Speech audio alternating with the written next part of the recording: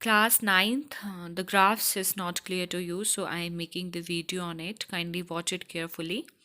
So the it is that graphical representation of motion. ठीक है, हम graphical representation कर रहे हैं किसका, मोशन का.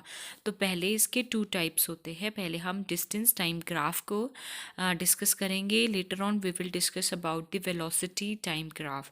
So as we know that the distance time graph, if we represent the distance time graph, distance और time क्या देता है आपको, that gives you speed. Or as we know that we are talking the motion in, we are talking about linear motion, straight line motion में distance और displacement is same, so that's why speed or velocity will be the same.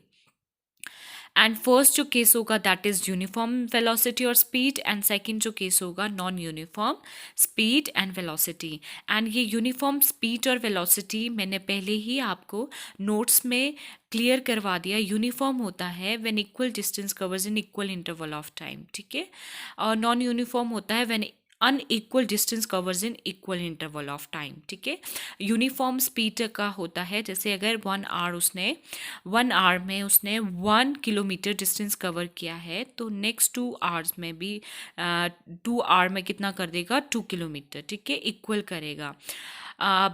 Non uniform होता है when it covers the unequal distance in equal interval of time. जैसे traffic होता है, आप traffic jam में फंसे हो, आपको नहीं पता अगर आपने 1 किलोमीटर 1 आवर में किया है, but if you stock in the traffic, so what will happen, वो आपके पास it could be a same. अगर 1 किलोमीटर और आगे आपने डिस्टेंस कवर करना, उसमें आपको 5 आवर्स भी लग सकते हैं, 6 आवर्स भी लग सकते हैं.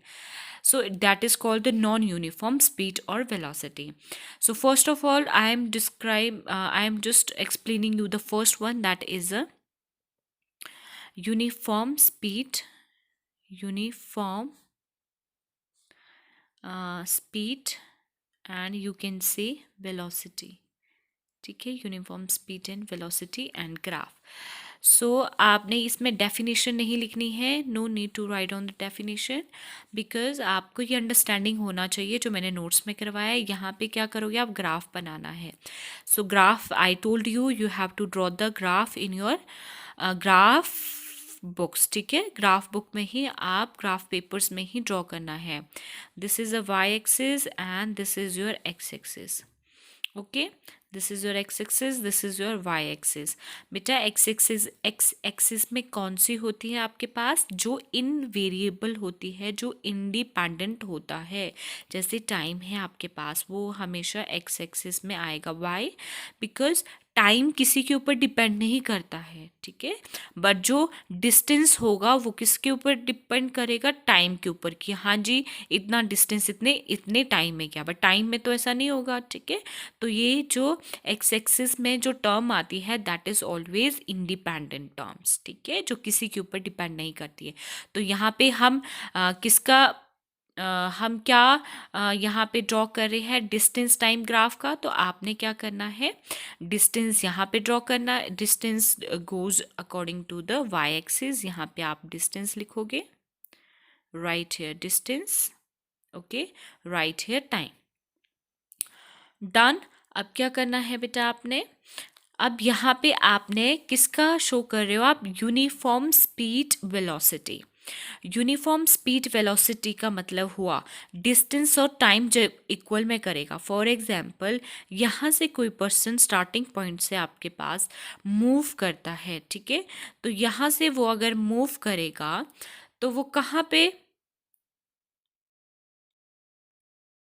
यहाँ पे आपके पास क्या है, कोई एक पर्सन है यहाँ पे, ठीक है, ए पर्सन है आपके पास. वो आपके पास मूव कर रहा है फ्रॉम, यहाँ से मूव कर रहा है वो यहाँ तक. तो that will be a, that will a to be, that will comes under a uniform speed of motion. क्यों, क्योंकि इक्वल डिस्टेंस यहाँ तक अगर आपके पास 5 किलोमीटर्स आते हैं, 5 किलोमीटर का उसने अगर डिस्टेंस कवर किया है, तो उसको कवर करने के लिए अगर उसको 1 आवर का टाइम लगता है, तो यहाँ अगर उसके 10 है तो 10 को कवर करने के लिए 2 आवर्स लगेगा, ठीक है. तो इक्वल डिस्टेंस कवर करता है इक्वल इंटरवल ऑफ टाइम में, ठीक है। So this is your distance time graph.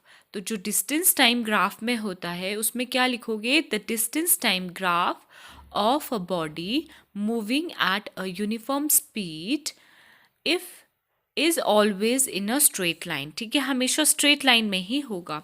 क्यों?